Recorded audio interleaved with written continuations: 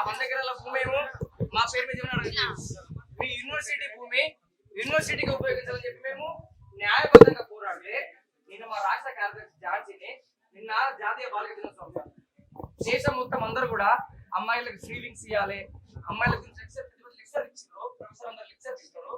ఒక అమ్మాయిని చూడకుండా జాతీయ బాలిక దినోత్సవం నాడు రోడ్డు మీద జుట్టు పట్టుకొని ఈడ్చుకెళ్ళడము ఎంతవరకు కరెక్ట్ సార్? మేమేమన్నా మా ఇంటి కోసం అడుగుతున్నాము సార్ 100 ఎకరాల భూమిని.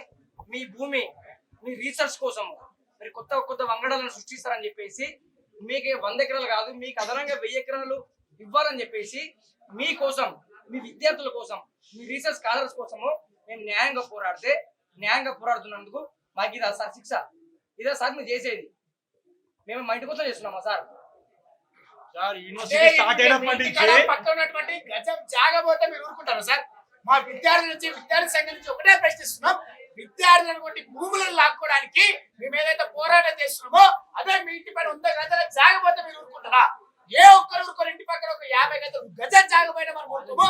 100 ఎకరాలు యూనివర్సిటీ భూములను లాక్కుని హైకోర్టు కడతామంటే ఎలా ఊరుకుంటామని చెప్పి ఇది మాత్రం మీ అలసత్వము, మీ చేతగానితనం వల్లనే ఈ 100 ఎకరాల భూమి అనేది హైకోర్టు కేయడం జరుగుతుంది సార్. సార్ ఇట్లానే ఓయూలో కావచ్చు, రాష్ట్రంలో వివిధ యూనివర్సిటీలో భూముల ఎంక్రోచ్మెంట్ అయితే అప్పుడు రాష్ట్ర ప్రభుత్వం జస్ట్ చిన్నప్ప కమిషన్ రిపోర్ట్ ఇచ్చింది సార్.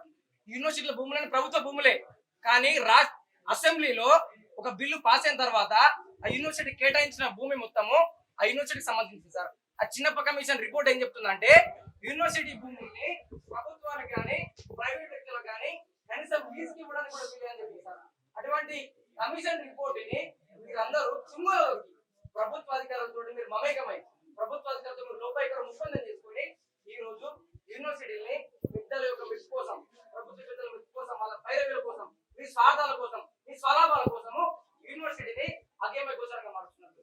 విద్యార్థుల భవిష్యత్తుని అంధకారంలో నెట్టేస్తున్నారు సార్. మీరు అడగాలి సార్, మాకు ఇక ల్యాండ్ ఎవరు అడగాలి? దేవన్ నుంచి కూడా రిప్రజెంటేషన్ ఇచ్చాం. రిప్రజెంటేషన్ శాంతియుతంగా వచ్చి మేము ప్రోగ్రామ్ చేసి దాని తర్వాత మీకు రిప్రజెంటేషన్ ఇచ్చాం. వెంటనే మీరు ఏం చేసారు, మేము గవర్నమెంట్ పంపిస్తామన్నారు. గవర్నమెంట్ నుంచి మీకు ఇంతవరకు ఏం వచ్చింది చెప్పండి సార్. అదే కాకుండా మీరు ఒక ప్రొఫెసర్, ఫస్ట్ రిజిస్టర్ కాదు ప్రొఫెసర్ తర్వాత రిజిస్టర్ వస్తాయి కదా. మీరు ప్రొఫెసర్ ముఖ్యమా రిజిస్టర్ ముఖ్యం కూడా తెలుసుకోరని మీరు బహిరంగంగా చెప్పినాం. మీరు ఇంతవరకు మీరు రిప్రజెంటేషన్ ఇచ్చిన తర్వాత, విద్యార్థులు ఇచ్చిన తర్వాత మీరు ఏ నిర్ణయం తీసుకున్న ఒక మాట ఫస్ట్ మీరు చెప్పండి సార్. ఫస్ట్ మీరు యూనివర్సిటీ అగ్రికల్చర్ ఇక్కడ స్టూడెంట్ కూడా మీ యొక్క చెట్లు కూడా ఆ చెట్లలో మీ పేర్లు ఉన్నాయి, మీ పేరు మీద రాసి రిజిస్టర్స్ అంటే ఒక పేరు చెట్లు ఉన్నాయి. మీరు ఏం చేసారు సార్? ఇప్పుడు మీరు గవర్నమెంట్ తో ఏమని మాట్లాడారు ఒక మాట చెప్పండి సార్. మీరు సార్ మీరు అంతా తీసుకుంటారు, మీరు భూమి ఎప్పుడైతే గవర్నమెంట్ అడుగుతారో ఆరోజు వద్దని చెప్పాలి. నైతికంగా మీరు బాధ్యత వహించిన రిజిస్టర్ బీసీ అయితే మా యూనివర్సిటీ భూమి మాది, మీ నిజము అని చెప్పి మీరు కళాఖండిగా చెప్పాలి. ఏ ఒప్పందాల కోసం మీరు ఒకే సమాధానం చెప్పాలా సార్? యూనివర్సిటీ యావత్ తెలంగాణ ప్రజలకు మీరు సమాధానం చెప్పాలి. ఈ రోజు యూనివర్సిటీ కోసం పెట్టిరా, రేపు 100 ఎకరాలు ఇచ్చిరు, రేపు పొద్దున 800 100 700 ఉంటాయి. ఇంకా ఎన్నో రాసిరు సార్. రేవంత్ రెడ్డి కాకపోతే ఇంకో వస్తాడు సీఎం, రాసిరు మీద సార్, మీద ల్యాండ్ ఎక్కడ రాసిస్తామని అడుగుతున్నాం మేము. ఇది మాది, విద్యార్థులది ల్యాండ్. ఏ విధంగా కూడా మేము దీనికి ఒప్పుకోము సార్. ఒకప్పుడు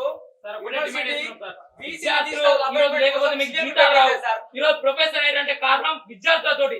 ఈ రోజు మీరు సీఎం రేవంత్ రెడ్డి సార్ మోచేతిని ఏ విధంగా చదువుతారు సార్? ఈరోజు జీతాలు పొందుతున్నారు అంటే, ఈరోజు ప్రొఫెసర్ గా అగ్రికల్చర్ యూనివర్సిటీలో చదువులు చెప్తున్నారు అంటే ఇక్కడ విద్యార్థుల తోటి ఉన్నారు కాబట్టి ఈరోజు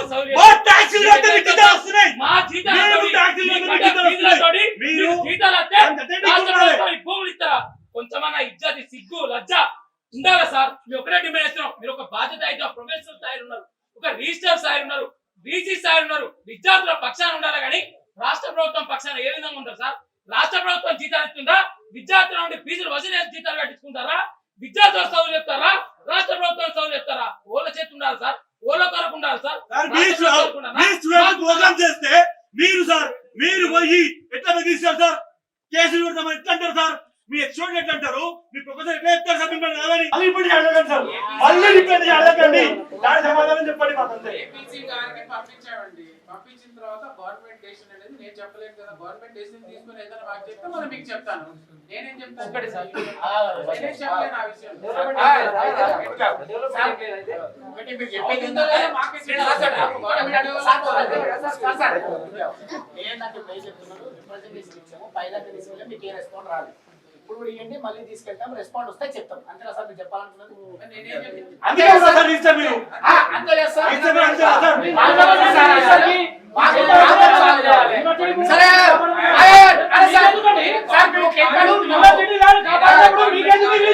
మేము ఒకటే అడుగుతున్నాం సార్. ఆ రోజు రాష్ట్ర ప్రభుత్వం ఈ భూమి తీసుకున్నా అన్నప్పుడు సార్, సార్, మీరు